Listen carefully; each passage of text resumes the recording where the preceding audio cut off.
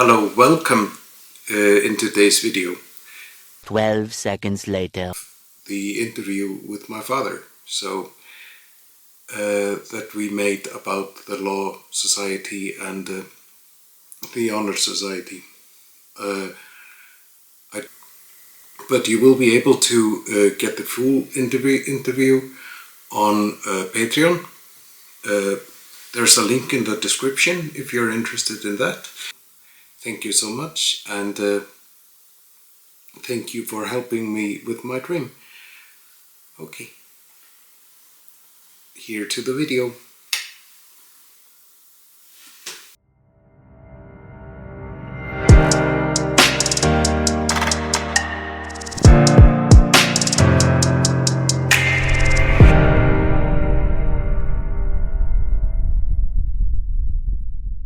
The emperor was the law in Japan in the Edo period. I have been wondering where the law were based here in Iceland during the same time. Well, when we came to Iceland, and we have, unlike the Japanese, the origin of the Japanese is rooted in antiquity and in myth. The emperor is, of course, the son of the sun, isn't he? And his will is the law of the land. That's very different in Iceland originally, because we have, our origin is not, here in Iceland, is not shrouded in mystery. It's more or less recorded. We came from Norway and Ireland, Scotland, the British Isles, in the 9th century. And we know that for sure. We have records of our entire span here in Iceland. All the time that we have been here in Iceland, we know. We know our origin. We came from Norway, that is the male part of the population, our forefathers. Norway had been divided into many kingdoms, perhaps 20 more or less independent realms. When one of the kings, the son of Halfdan the Black, whose name is Harald Fairhair, decided to unite Norway under his rule. But how come we were so civilized? Well, it's a common experience of people. There are better ways to live and coexist than to use violence. So there are more sensible ways to coexist with other people. So it's the general idea was to go away from the blood feud and to the system of compensation.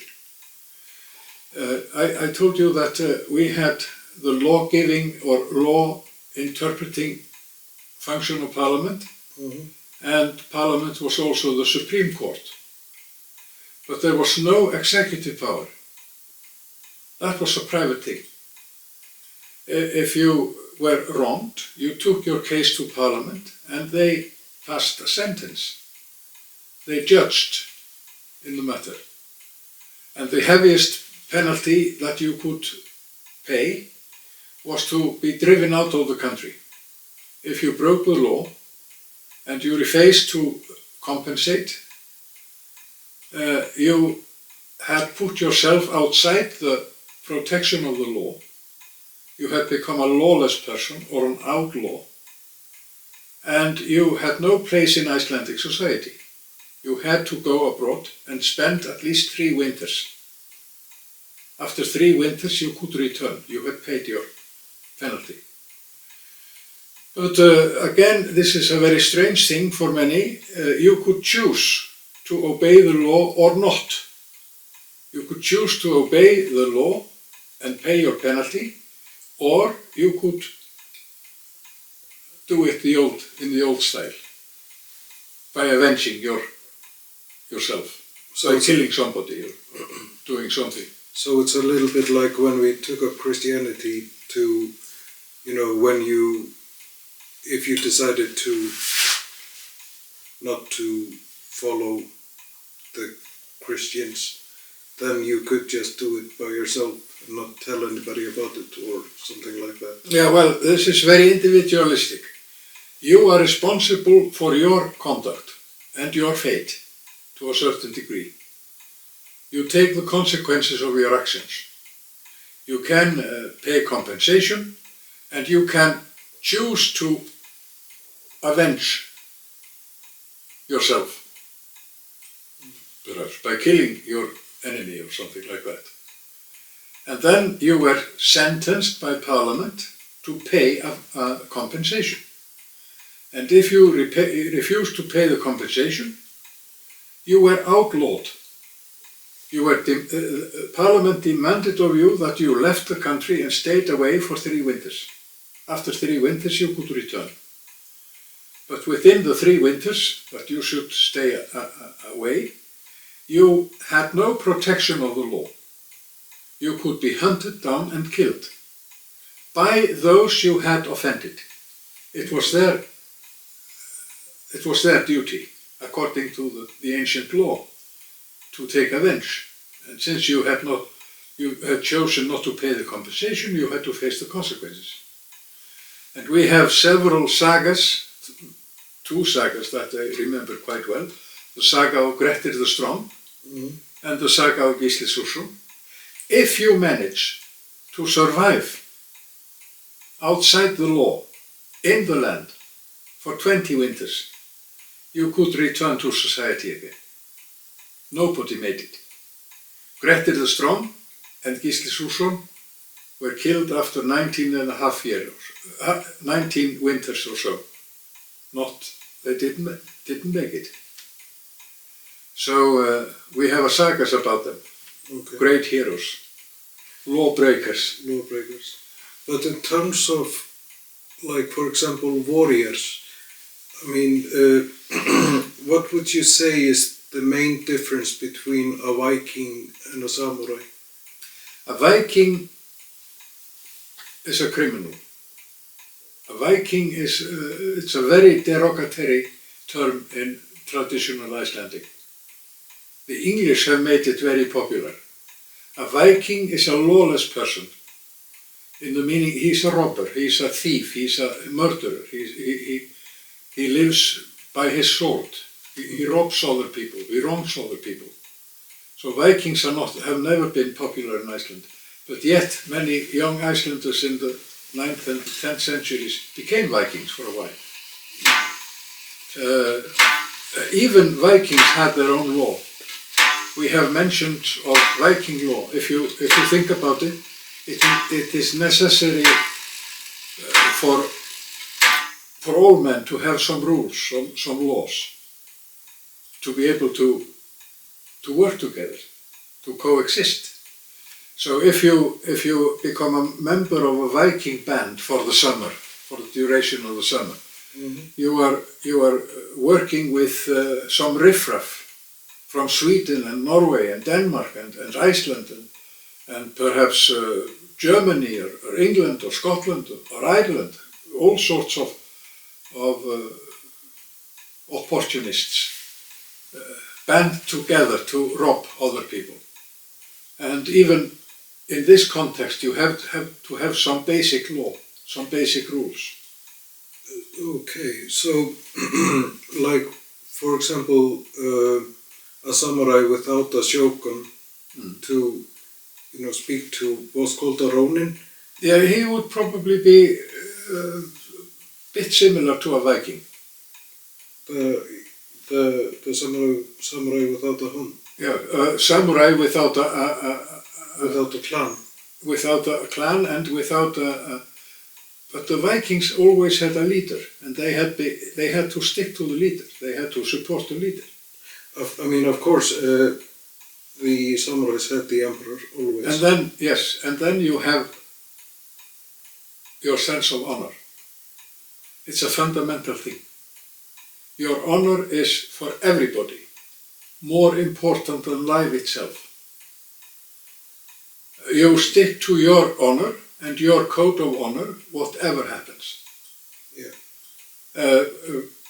In Japan, you commit suicide if you let down your clan or your leader, or if you, yes, as a Viking you would never do that.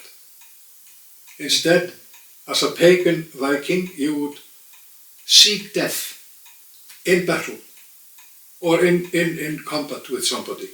You would seek out somebody whom you know to be stronger than yourself in order to be killed by him as a pagan, to be able to go to Valhalla, to be able to go to the next life, which is the life of the warrior,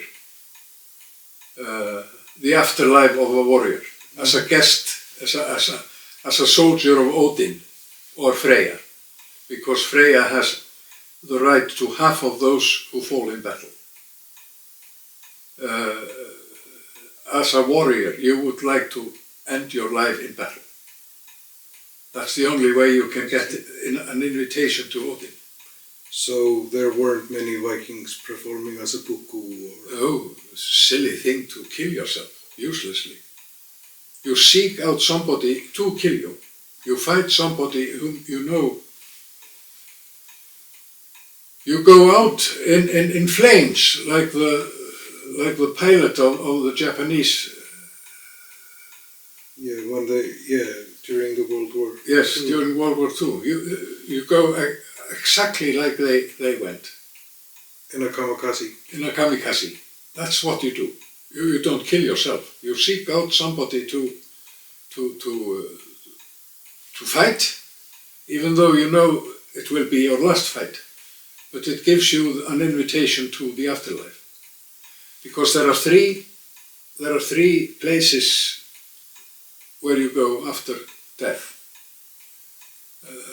If you are lucky enough to fall in battle, you are invited either to Odin, to Valhalla, where the good life is. You do the same thing day and night. You stay up with the sun, you go out and fight and kill each other and die every day.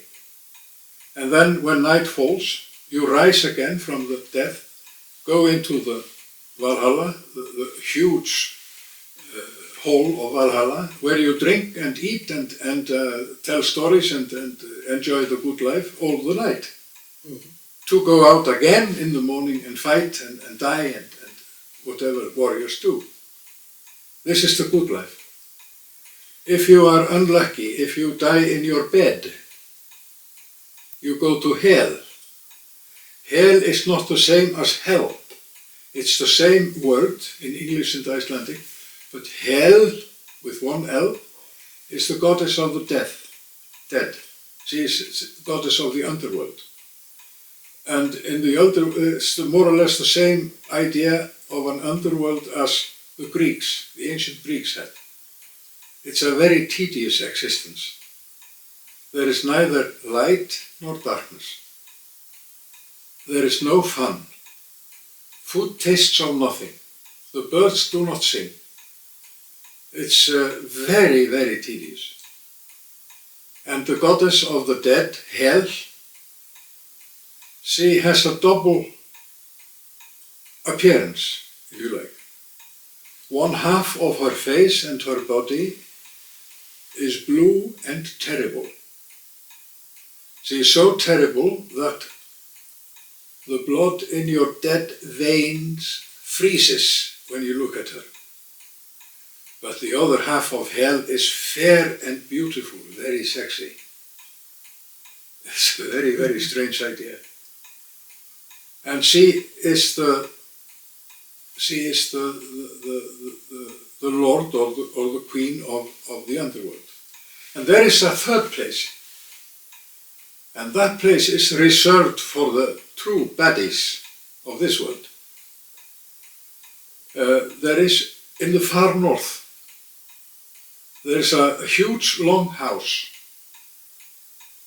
And the roof of this long house is composed of adders, snakes, who are so tightly interwoven with one another that they cannot move.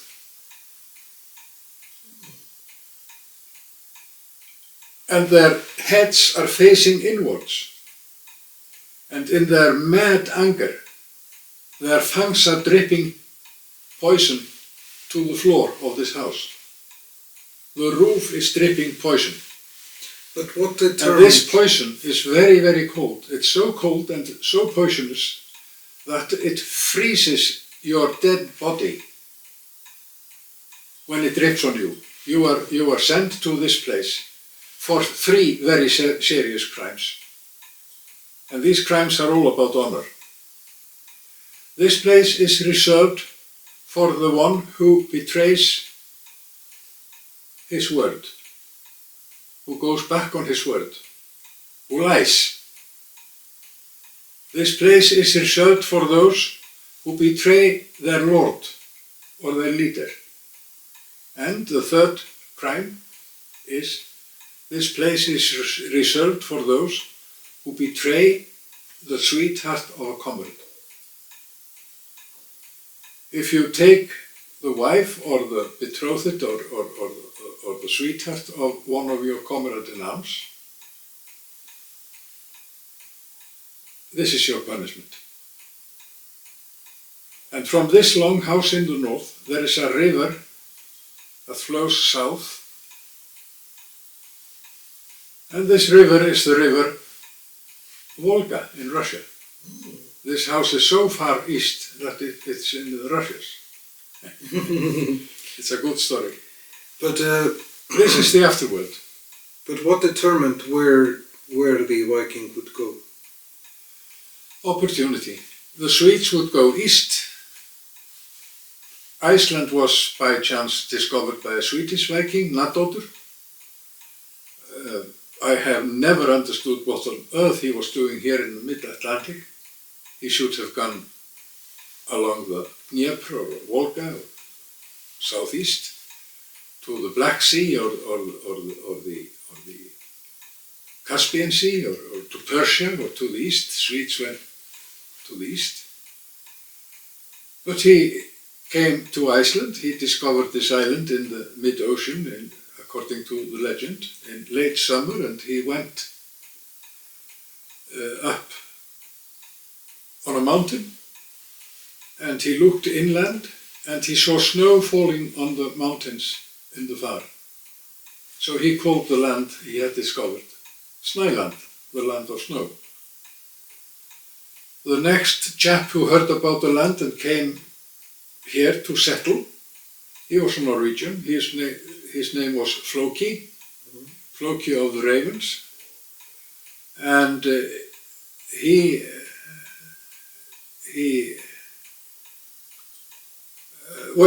was the third. Garðar Svavarsson, who was also a Swede, he came in between, according to the legend. Garðar Svavarsson, this Swede, he found the land that Nadodr had discovered, and he sailed around the island, discovering that it was an island. And being a Swede, he of course called the land after himself, Garðarsholmi, the Holm of Gardar. Holm is a tiny island in midstream or a lake. The Swedes are used to big things, you know. The old term in Iceland for Sweden is the cold Sweden or the greater Sweden, Svíþjóðin mikla, including Russia, of course.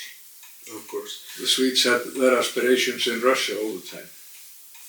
But and the third one who came to Iceland was Floki of the Ravens. He tried to settle here.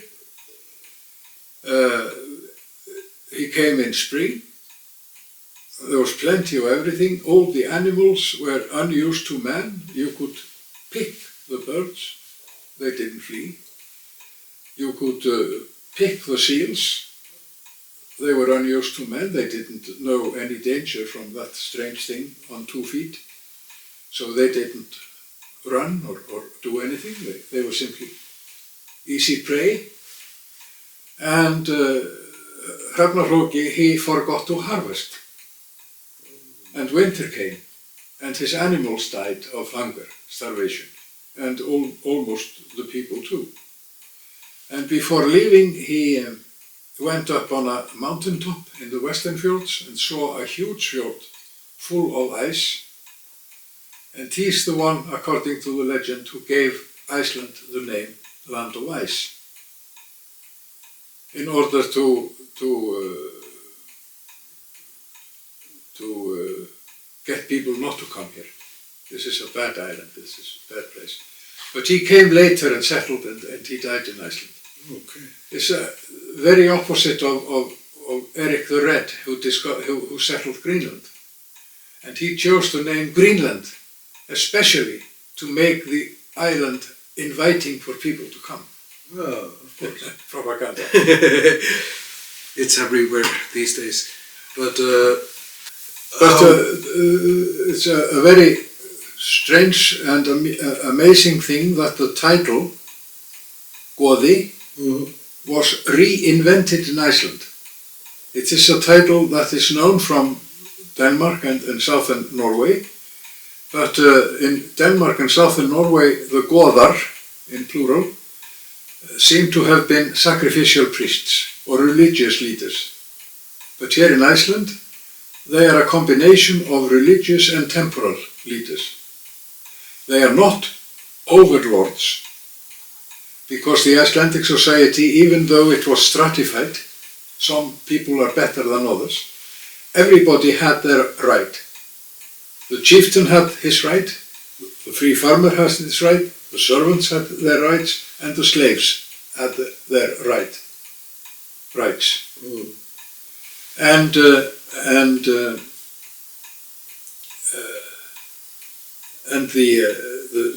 chieftains were responsible for the maintenance of the peace and the maintenance of the law, but everybody was under the law.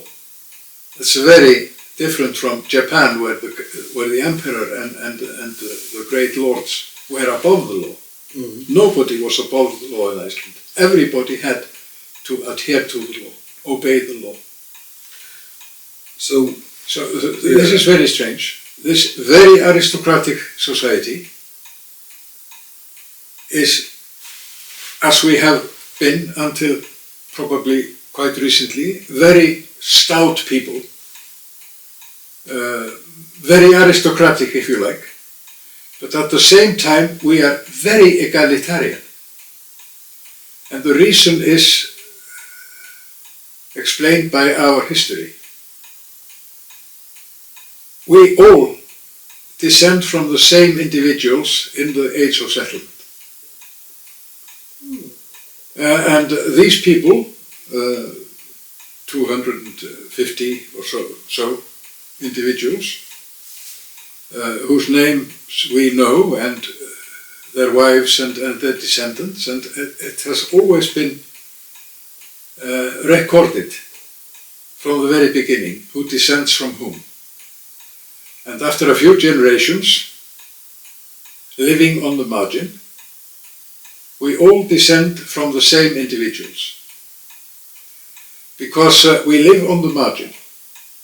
There is famine in most years. We did not count our age in years. Until recently, we have counted our years, our age in winters. How many winters old are you? How many winters have you survived? Everybody can survive the summer, it's no big deal. But surviving the winter is tough. So we count our age in winters. And it's still done with all animals. There is no horse, a cow or a sheep in Iceland which is 3 years old. The animal is so and so many winters old. We used to do it with people too. And the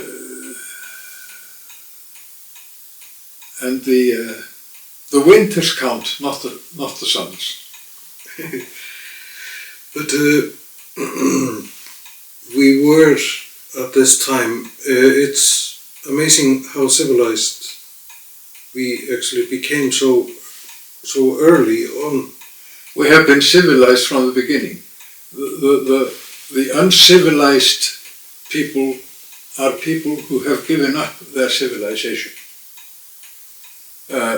These people, I'm referring to our forefathers and foremothers, they adhere to law, natural law if you like. They had their tradition, they knew the difference between right and wrong, they had their honor, and it's the honor that counts. You stick to your honor longer than you stick to your life. We have many instances from the sagas about this. It's your honor that counts. Your word, as I told you about the place reserved for the real baddies. If you go back on your word, you have destroyed your honor. If you betray your leader, the one you have promised to follow,